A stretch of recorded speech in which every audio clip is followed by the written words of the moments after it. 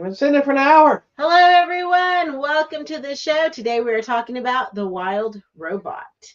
We are going to watch the original trailer because it's already now available on the line for you to watch at home. And 4K and all that stuff. Yeah, let's watch the original trailer in case you missed it. Wow.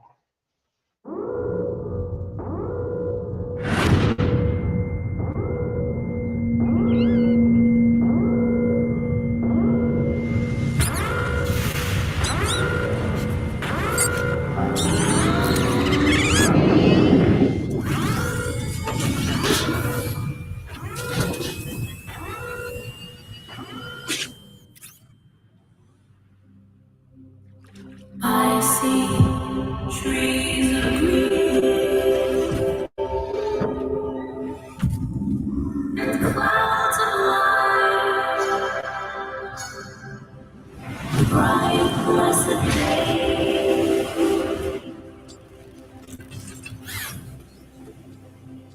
dark sacred night.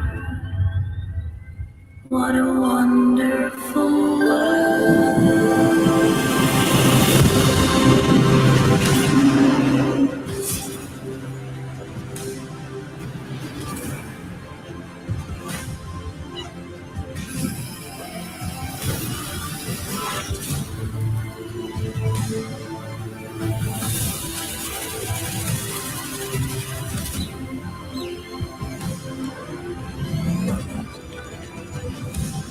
I hear babies cry at night, watch them grow. They'll learn much more than I'll ever know. And I think to myself, what a wonderful world.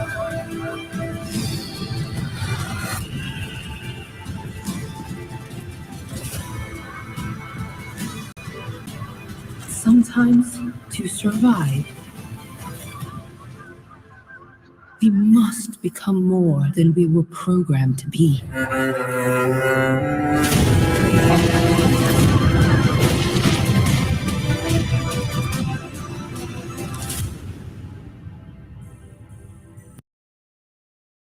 Okay. All right. Well, that was The Wild Robot. We'll see you There next you go. week.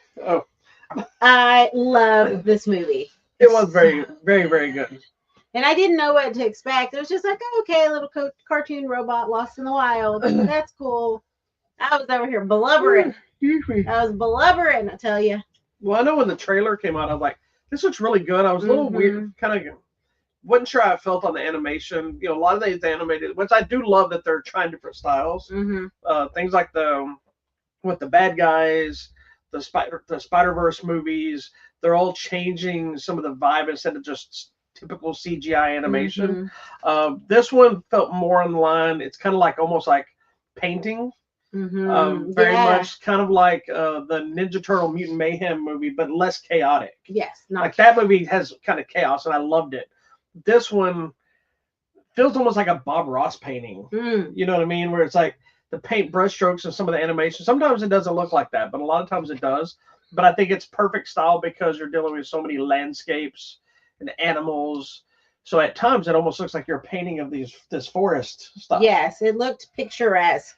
Like, yes, like they took the painting and then they like 3D'd it. Like old school, you know how Disney would lay the things? Like with that's the what it tower is. thing. Yes, they layer it, physically layer it. So, I mean, and this is just, you get used to, at first you're like, oh, this is a weird art style, but then you get into it. Yeah. It only takes a few minutes. Well, and I was in. The simplistic nature of the robot meshes well with because it's so simple, but it's so technologically advanced in comparison to everything it deals with. So it brings it down to like the ground level of technology, if you will, being the only thing with technology. And so it's the fish out of water, but it's something that both sides had never seen really or expect. And then had a very good explanation of how to make it to where the animals can talk. And this and correct. That's based on a translator of the robot, not these animals talk. Right. Well, animals do talk. I know, but I'm saying they're not like a Disney movie where these animals are walking around going, hello. You know, it's saying meow or whatever, and this robot can understand its language. Anyways, That's it. That's all you got? You got nothing else? It's the best. It is. No, and I think too, we take for granted in our modern technologically advanced world. That's easy for you to say. I know, in the AI, because it's an AI robot that's learning, and she's like, "How may I assist you? How may I assist you?" And you would get used to that. That when you take all that away, it's really interesting just how nature itself survives without all that. If you go back to because there's a the beginning. humanity, Yeah. or even Animals are the best. I guess humanity to the animals is not the right term, but it's that mentality of the soul Yeah. that gives the life and the personalities and the character and the because environment because in dictates this it's just her and these animals, but the animals have so much life and personality Yeah. that she's the one that can't get them, and they're just like, it's a monster, but it's because she can't communicate with it. And I wonder too if that's a metaphor for how we've lost the ability to communicate with each other, because it's like she had to learn a whole new language to be able to communicate and just get along. And I feel like we're stuck behind this. Well, I think people don't have. I think that's where a lot of the talk generational anymore. problems are, which that's always been a thing of Yeah, one generation doesn't always understand the next generation. Yeah, but I for think sure. It's worse. like we grew up through the time where I know every generation, I'm going to say every generation really up into us, our time period. What are we, Generation X? I have no idea. I think so. Anyway, You asked me and I never. anyway, up to our time period, there was a constant evolution in the world, whether it be Yeah. thank you, whether it be all the way back to, our parents getting color TV the first time, or the phones, or the VCRs, or these things. We grew up where those constant changes would start to happen, whether it be, we went from cable to the VCRs and to the Blu-rays and the 4Ks and the internets, the dial-ups and the flip phones to the smartphones. And we kind of grew up around it. So it was way easier for us to adapt, where our parents struggle with the technology. And I think the generations after us were so smacked in the middle of it that they just learned that there was nothing new was happening. Yeah. It's like the phone may get some fancy new camera, but there's nothing really to evolve to. So I think we had rotary. Well, and I think that's taken, I don't want to say people are stupid, but they are, but I think that's taken the mental levels down, where, you look at some of these funny videos about giving a kid a rotary phone. Yeah, and they're like, and they can't understand it. When you look at it, it makes total sense. If you have a brain, you should be able to look at a rotary phone and be like, okay, there's the numbers. It's a phone. You got to punch the numbers. This doesn't punch, they roll. So it should be from when they do this. It's only difficult if you have long fingernails. That's Well, the yeah, only thing. but I'm saying- But then I'd use a pencil. Yeah, but I'm saying when you I'm give just saying, somebody, yeah, visually it makes sense. when you to give me, somebody but that hasn't, they've never seen that. they don't use common sense anymore. Everything is done for them. Mm. And I think kind of what you were saying, like with this movie, it's having to dumb itself down to adapt to what the basic core of life is, of language and life. But then she builds back up in a whole other set of learning. Yeah. And I think that's what we're missing, because we're not giving ourselves the opportunity to learn and grow through conversation and exchange of information. Yeah. Because we can only text. And then if you talk to people, some people do not have the ability anymore to have a complete conversation and a dialogue and a good debate and discussion and learn something, because they can't even talk to people. And it's kind of, I think it's even gotten embarrassing. worse than that, where yes, that's been a thing for a long time. We're talking face to face, hard. but it's getting worse about communicating via the phone too. Yeah. Like you get like people are so awkward on the phone. Well, I'm not talking about the phone part. I'm talking about like just normal etiquette of stuff. Like somebody sends a message.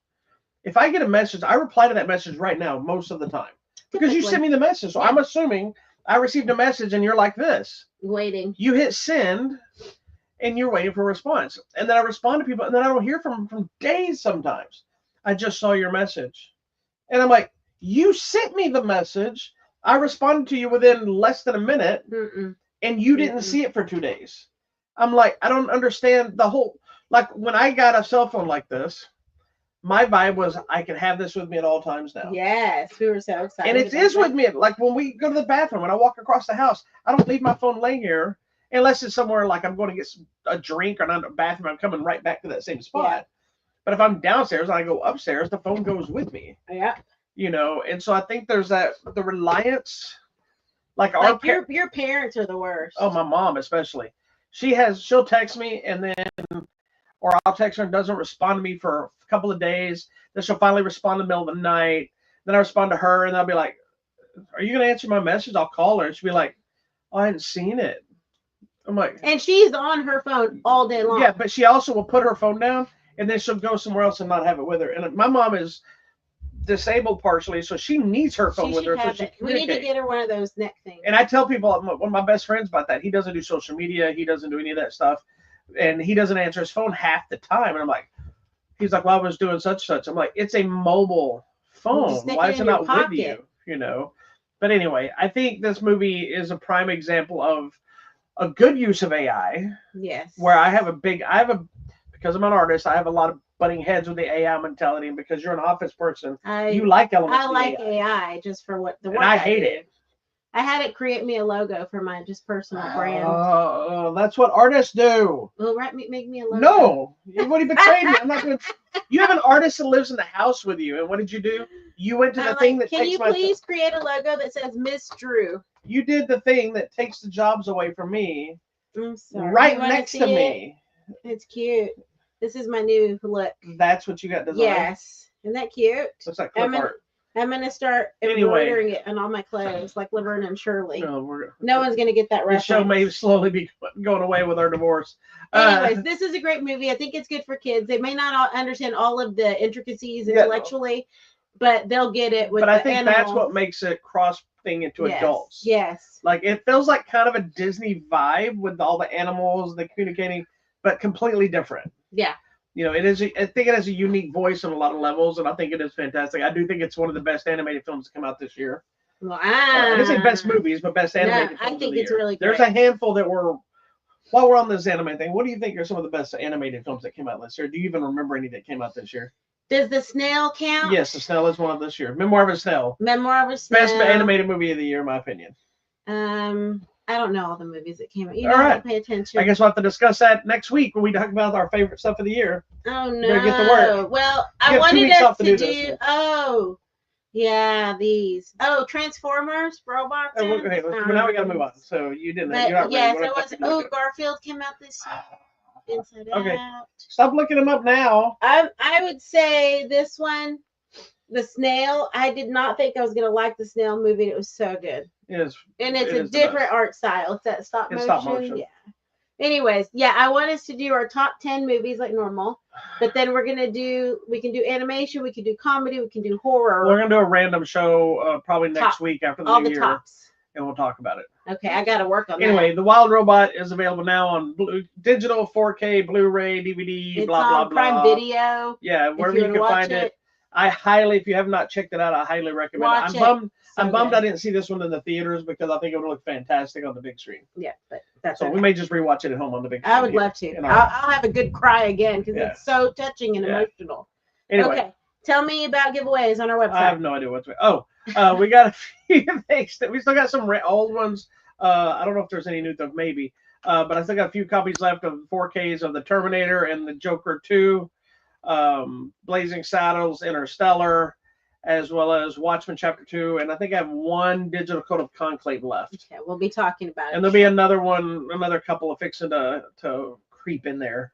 Did you want to talk about anything else coming out? No, I'm good. Okay. There's a couple of It's not really anything because of Christmas. It's like there's a few little things coming out on the line. Video Demand and Digital this week later. Well, for the end of the year, a drama called A Real Pain starring Jesse Eisenberg and Kieran Culkin. That looks funny. Cousins visiting a Holocaust memorial. Coming to Netflix. I want to watch this. This is coming out New Year's Day on January 1st. It's Don't Die, the Man Who Wants to Live Forever. And this is a documentary following, what is the guy's name? Brian Johnson, who has dedicated his life to not aging. And so he does this special regimen of what he eats and what he does. And I've seen interviews with him. So this is going to be really interesting. Also coming out on Netflix, a movie called The Love Scam. It's a comedy. These brothers concoct a plan to scam a wealthy heiress, and it goes crazy. And then there's a couple of things coming out on the line next Friday. So on January 3rd, The Front Room, which is that movie with Brandy, where the mother-in-law comes to live in the house, but she's into witchcraft and crazy things start happening.